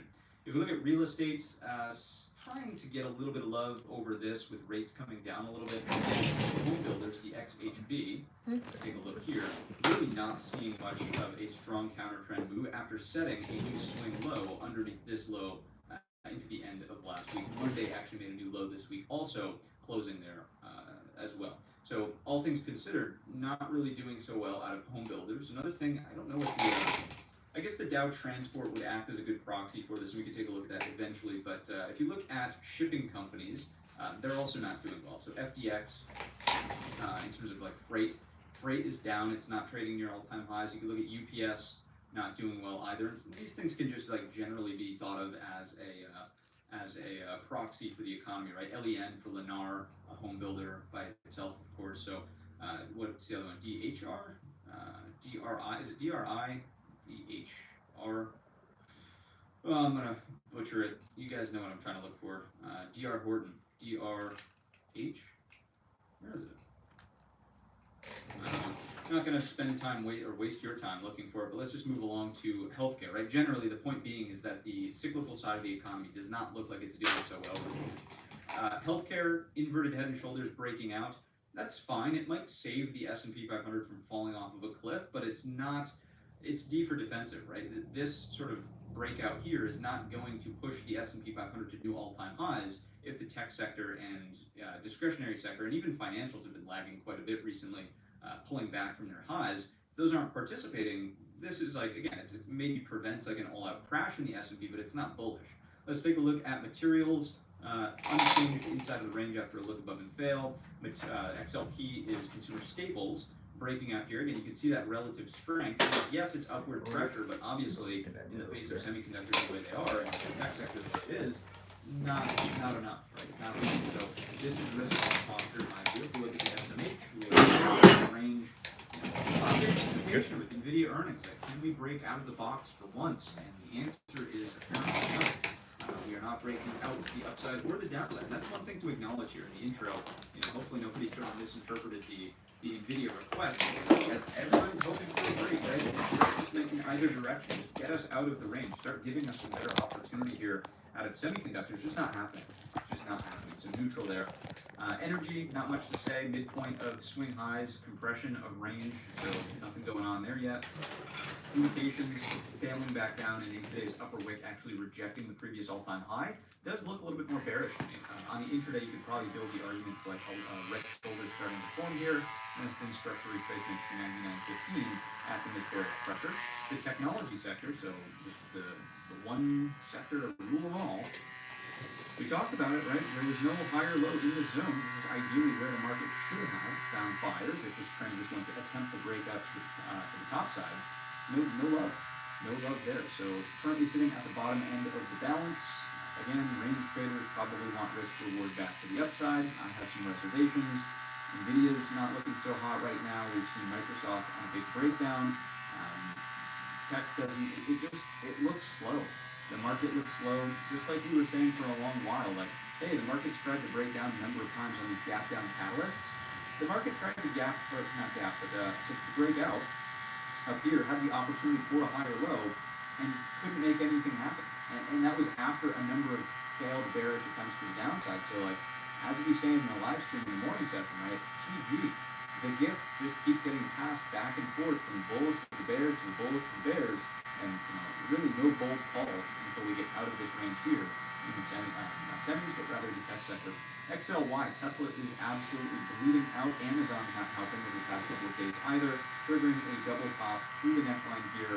Rejection. The big threat, of course, is underneath 212.50 for continuation of this gap close. It makes a little bit more sense given where the posture of Tesla's daily time frame chart is. We'll take a look at that in just a moment. This to me would be the place to say, okay, is the pain over? Is it possible that buyers step up here? Is there some sort of reversal off the daily 200? We haven't tested that in quite some while. So gap fill reversal, retested with breakout points. Be very interested to see what happens with the XLY off of 203. Obviously, to get there, there's some more pain ahead, but if we can get there, if we can form a bottom, maybe that acts as a new foundation to build the next new front. Speculation at this point, the daily chart as of right now, as long as it's accepting underneath 219.75, would remain more bearish than bullish. Let's take a look at utilities. Sideways, it's over 77.50, maybe some outperformance, but not going to make or break the market there.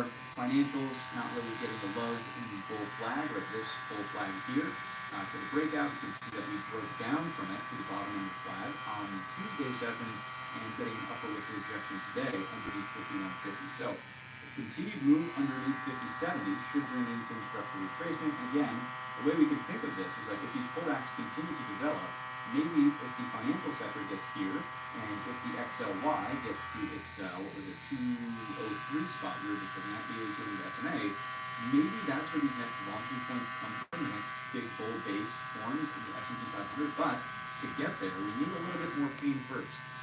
So that's kind of what I'm seeing through the sectors. Industrials here remain bearish as well with the lower high, unable to continue to persist with those higher lows. Obviously, it's broken down.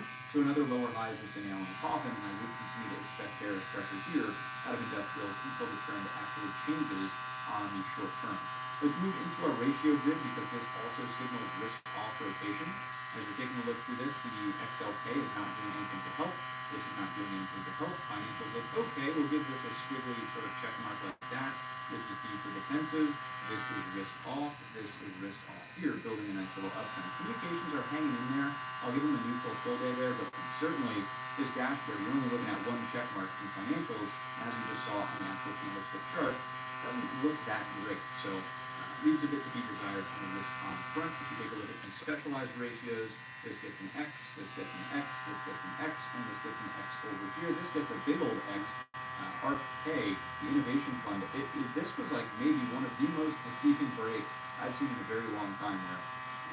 Looked good after a long-standing rounded base, consolidation, you can call it cup and handle, whatever, completely failed the breakout here, immediately back down underneath.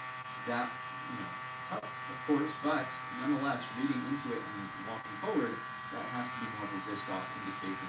If we take a look at the DXY, we get a little bit more fundamental here. We'll start talking about rates, although we did look at the Fed tracker too already. Pulling back, it looks like there's an opportunity for maybe a higher low reset here or just continued consolidation. I wouldn't read into the dollar too much. I think that rates, obviously there's somewhat tough to get there, so we can do that. But I would think that this gold chart actually is more telling and supports the bearish thesis we put forth. Remember, I think it was 2 weeks ago, we were sort of talking about back here, if this is going to roll over, that would help the risk-on sentiment for the S&P off of this known area of resistance. Well, of course, what has happened, we've broken out through that. So what does that mean? Flight to safety. Flight to safety here into gold, hard yellow metal, the one everyone loves.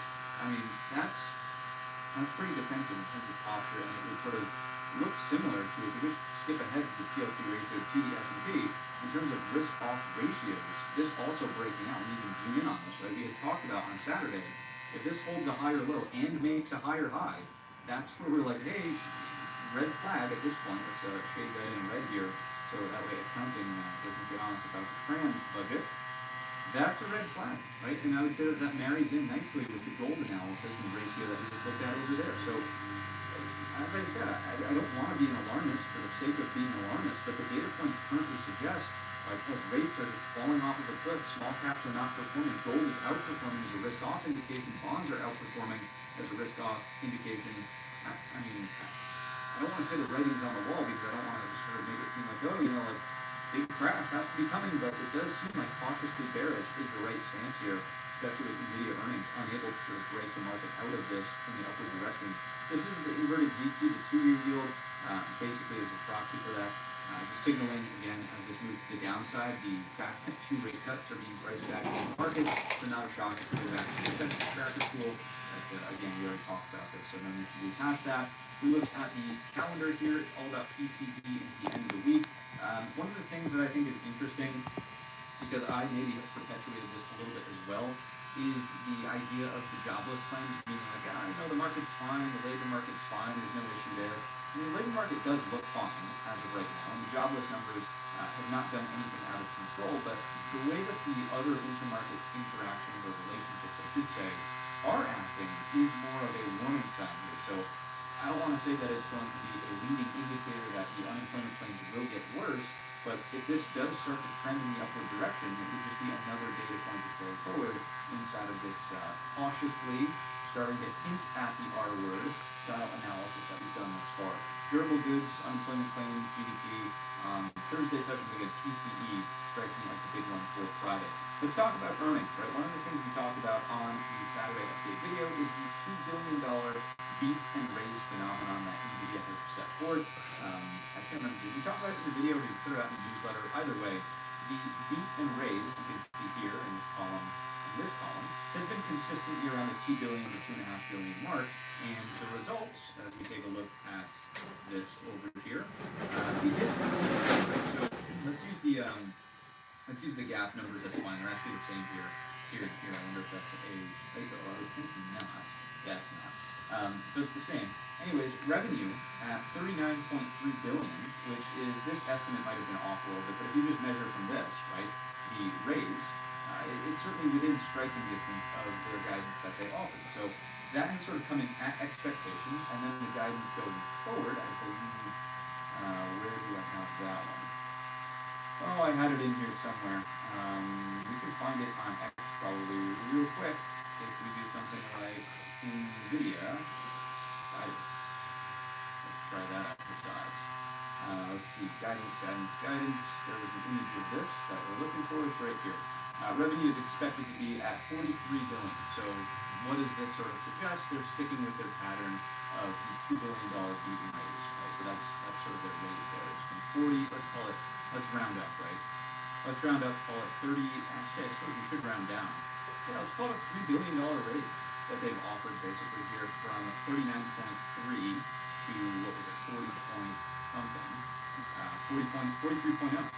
So, you know, 2.7-ish billion dollar raise there out of NVIDIA's outlook. The market's familiar with this game, right? So why are NVIDIA earnings not like sending this through the roof? They came in at expectations, they hit the earnings number, they offered the guidance.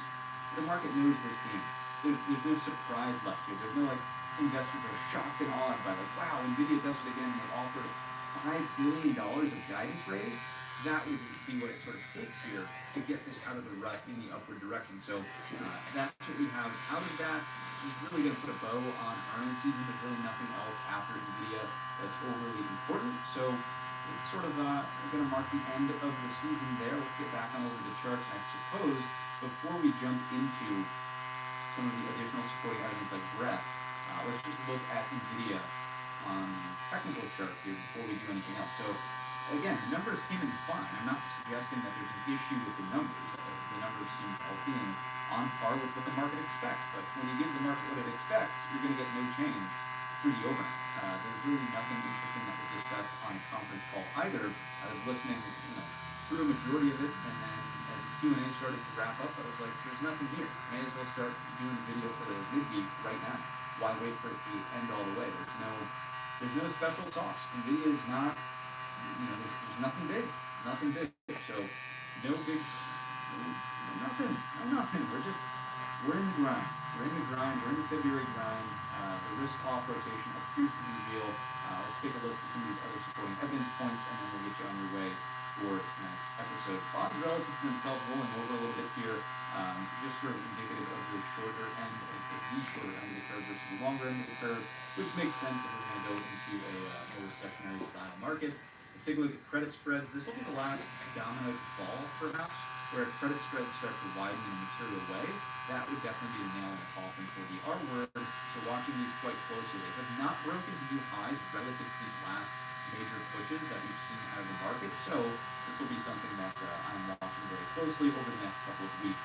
As we move along to the HYG in isolation, it is technically divergent from the S&P 500. But again, think about this from a money flow perspective. If you're trying to reduce risk exposure in equities, yeah, I get it that you probably want government back, and that could be the true reflection of the air quotes and risk-free rate, right? But even a more defensive stance than straight up equities might be like junk bonds in aggregate sort of basket like this. And if you don't like that, you could go to LQD as corporate grade. So like if you're like junk bonds, those aren't safe, right? And like corporate grade, here's your corporate grade LQD, still making a move in the upward direction as well, divergent from the market downdraft that we've seen. So there's that. Let's take a look at BTC, which of course is breaking down as well. So the risk off signals are straight across the board. Crypto is not safe. Big breakdown to 92,000 bottom end of the flag in here. I don't see crypto as a defensive asset. I don't see it as a hedge to inflation. I'm not going to say it's at parity with the Nasdaq, but it's certainly a risk-on instrument right now. We have nothing but pin structure retrace into the top end of the range here at 71.5. What a buying opportunity that could be if we make it all the way to the retest 71.5. Very, very interested. If we can get there, the Saber Shift tool has been firing off a bearish sign for the last couple of weeks, and that has been enforced. Let's take a look through total breadth, which continues to deteriorate here, seeing a downtick on the 200 estimated green moving average here. Very subtle, but it's there. Same thing with the 50, and we still remain negative on new highs versus lows. So is there a breadth expansion rally that's underway right now? The answer is absolutely not. Probably size more of the risk off side of things.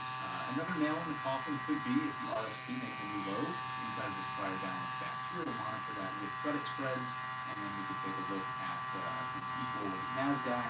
We make a similar argument about 92.5 here, and then we do have those transports that we can use as a proxy with the Dow Jones transport down here, making the lows relative to industrials. Does look, again, as we've seen with today's video has been, a little bit more risk off than anything else. If we look at volatility, it really hasn't ramped up yet. Well, a little bit of a pop to the upside, but that's about it, 2050. So, I think the approach to take here is to just say, like, this is not a dip to buy. This is not like capitulation, oh my goodness, everybody is like freaking out, setting money on fire and saying like, wow, I can't believe the market's like, until you see CNBC talking about, oh my god, this is the next sickness crash, it's the next great financial crisis, and the VIX is like up and over 40, okay, maybe we can start talking about a capitulation style bottom. But for now, this has just been like mild sell side activity. It has not been capitulatory, which in my view means that more selling can come. Right, so that's what I'm carrying forward from the VIX. To make a similar assessment on the VVIX, of course, not accelerating over 120. This will go before the VIX. And then over here, we're still in contango, believe it or not, on the volatility futures, which is, in my view, kind of insane. But it's the nature of the beast, and I think that I would take the same stance as what we talked about on the VIX, meaning that there might be some more room to fall in the downward direction. Let's check in on the full list of companies here. We already talked about NVIDIA. One of a reminder here out of NVIDIA basically is if you're trading options on NVIDIA tomorrow morning, please just make sure you give it enough time, the first 5, 10, 15 minutes, to let the implied volatility settle out of the contracts. I'll give you an idea of the market maker expected moves, screen set on the 2-minute set. Market maker expected move is forecasting 142.38 and 120.13. Talk about market makers getting absolutely paid. Anybody who is swinging big call positions, put positions through earnings, toast. You can kiss that premium goodbye straight into the hands of the market makers. The call writers, the put writers are the ones who come out victorious once again. So all set from that perspective. There's no dynamic hedging that we have to worry about up here or down here. We're opening in range over that 129, at least as of right now. That 129 is going to be critical. The reason I say that is if we just go back to, let's go here, NVIDIA, and let's have ourselves a look-see. We're over 129, at least, and you could carry this concept forward from the S&P sort of, right? At least this overhead supply, buyers are maybe still